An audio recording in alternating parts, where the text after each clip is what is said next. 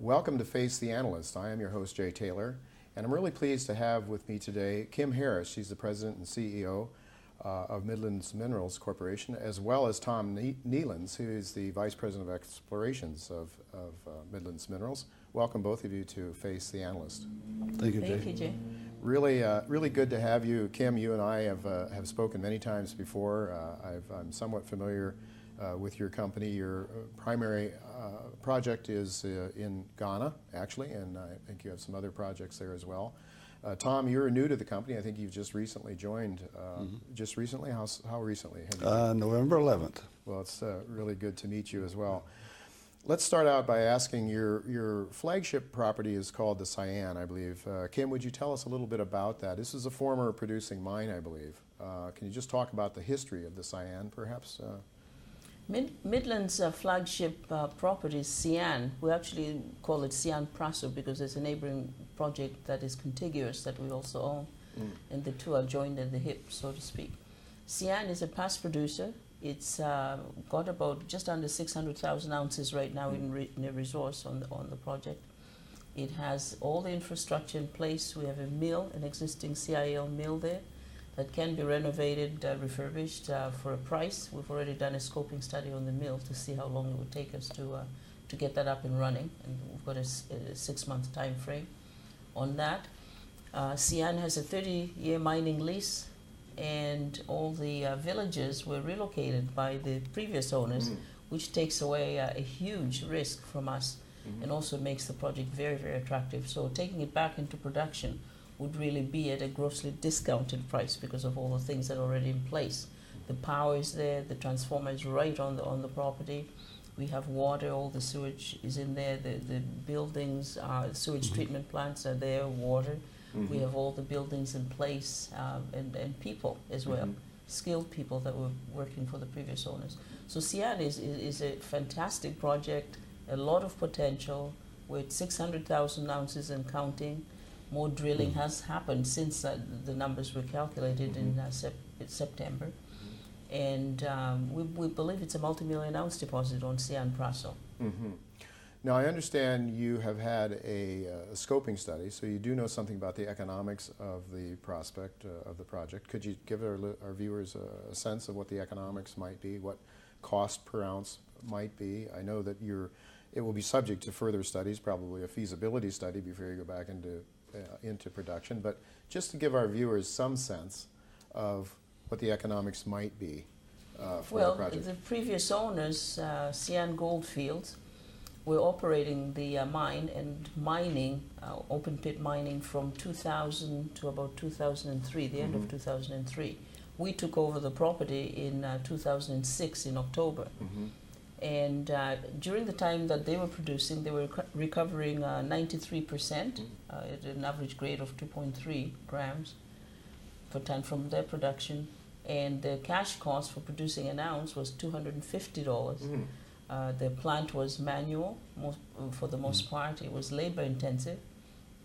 And there are many efficiencies that we could introduce, but they got into trouble partly because even though they were producing an ounce at $250, the price of gold was much below that, and they couldn't make ends meet.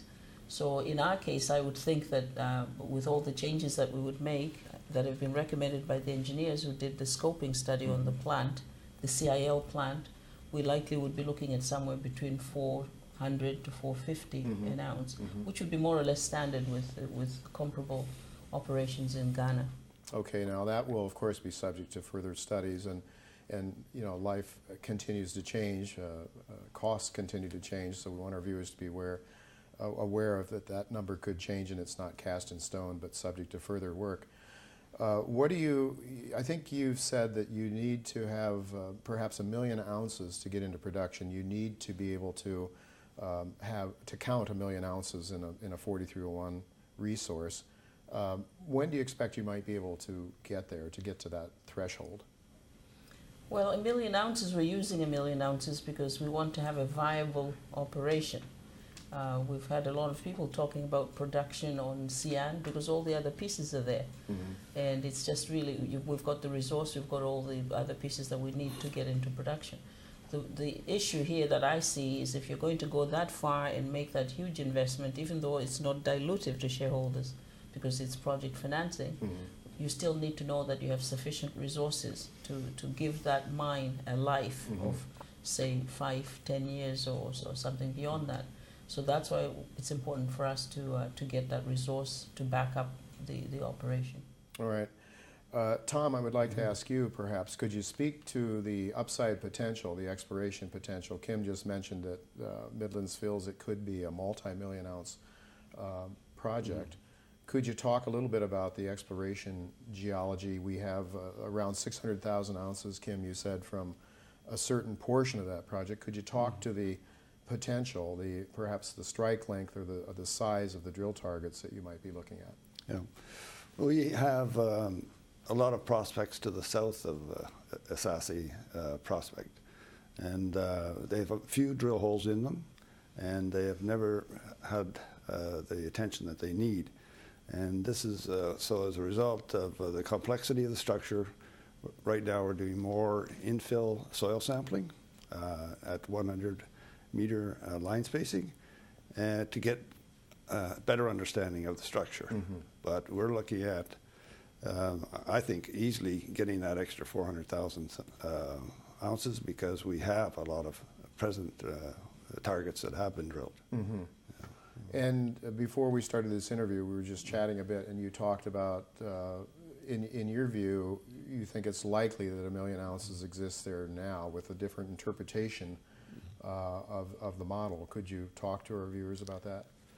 There's an intersection of two trends there, northeast trend and the Obuasi east by northeast trend. And south of the zone, there's a lot of good geochem anomalies already. As I said, we've tested them, and there's lots of potential right there in that area where the two zones intersect. Okay. Kim, you also have other prospects in Ghana and I think in Tanzania. Could you just maybe take a minute to tell our viewers a little bit about the other prospects that you have? Our second priority in Ghana is a project called Kaniago, and it sits on the Asakangra belt, which is to the west of the Ashanti belt. It's quite an interesting project because it's unlike Sian and Praso on the Ashanti belt. It is quite straightforward in its geology and has been not as difficult to interpret as Sian and Praso are. And Kaniago has given us some amazing soil results. It's given us some very, very good targets. So we're in the process right now of preparing the drilling for that Kaniago project. It's right contiguous to, it sits next to Obotan to the south. Obotan was owned by Resolute. It's now owned by a Canadian junior called PMI. And to the north we have Abore, which is also owned by PMI. And we're very, very pleased to see the results that they've just released from their drilling on either side of us and on structures that are on strike right through our Kaniago property. So I think when we drill Kaniago, we're going to get some very, very interesting results. And it could be the surprise that the company has been waiting for some time. In Tanzania, we have the Itilima project, which is on trend with Barrick's Bulyanhulu and Geita. That project is about 18 months or so from a resource. It's ready to drill. Again, we've drilled it twice before, and it's a matter of allocating adequate resources to it.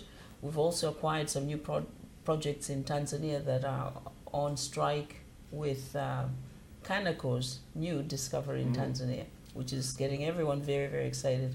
And our Tamota Kilindi project is on strike with that. We've actually got a press release coming out shortly on that project. So we're excited about our portfolio in Ghana and Midlands portfolio in Tanzania. And all of these projects, it's a matter of adequate financing to move them all up the food chain.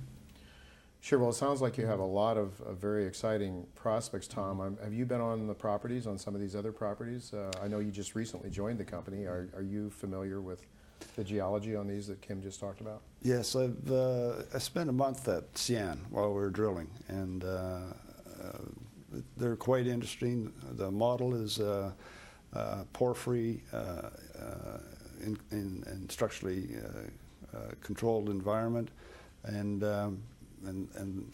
it's very interesting. So it could be quite large, I gather, they're porphyry systems and so forth. Yeah. Kim, let me ask you, it seems to me that I think of you more as an exploration company, yet you have an advanced stage project that could go into production. Do you see Midlands as a producing company or an exploration company? I think Midlands is an exploration company. It doesn't preclude us from getting into production. We have to find the right partners and the right skill sets to run the CN operation if once a decision is made to go in that direction.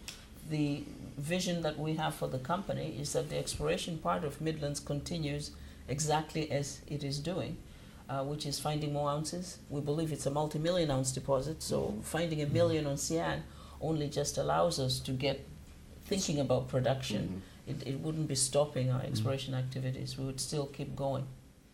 Why, let me ask you, what do you think for investors that come in and buy your shares at their current price of around 24 cents, I believe, somewhere in that range, what do you think the biggest risks they would face right now for investors that come in and buy your shares at these levels? Well, the first one is the markets. If markets crash, we won't have much to do with that. Yeah. And that would be affecting all of us, not just Midlands. But the risk from the point of view of something that we can have control would be, you know, when we go to look for financing, whether that's forthcoming or not. The risk that we may have the best exploration program on paper based on all the information that we have and the knowledge that we have, and go and not find what we thought was there. You know, you can drill with a diamond drill, which is 2 inches in diameter, and miss something that is just 2 feet away. So there's that risk of, you know, you just don't know when you're drilling. The other risk is, I guess, the market expectations. Okay, let me just ask you before we end our discussion, is there anything else you think our viewers should be aware of with respect to Midlands?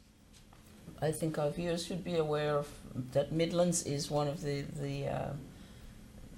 most undervalued companies out there. I know everyone says that, but in our case we are undervalued when you look at that we have ounces, when you look at the properties we have close to production, and it's a good buy. This is the right time to load up on Midlands, because once we get going and all the results we're discussing now start coming up before that June 43-101, the price will look quite different than it looks right now. So it's a good buy. I would recommend it highly. Well, with a market cap of $23 million, more or less, and with 600,000 ounces, probably, hopefully soon, to 1 million ounces, with more upside potential beyond that, with other properties too, it would seem to be a lot of potential value that is waiting to be unlocked there in Ghana and Tanzania. I want to thank both of you for sharing this story with our viewers. I think it's a very interesting story, and I hope that they'll go to your website, which maybe you could just tell. What is your website? Our website is www.midlandsminerals.com, and our email address is info@midlandsminerals.com. Well, thank you very much, both of you. Kim, thank you very much. Thank you. Tom, Thank you, thanks. Jay. Pleasure to meet you. I hope it's not the first time.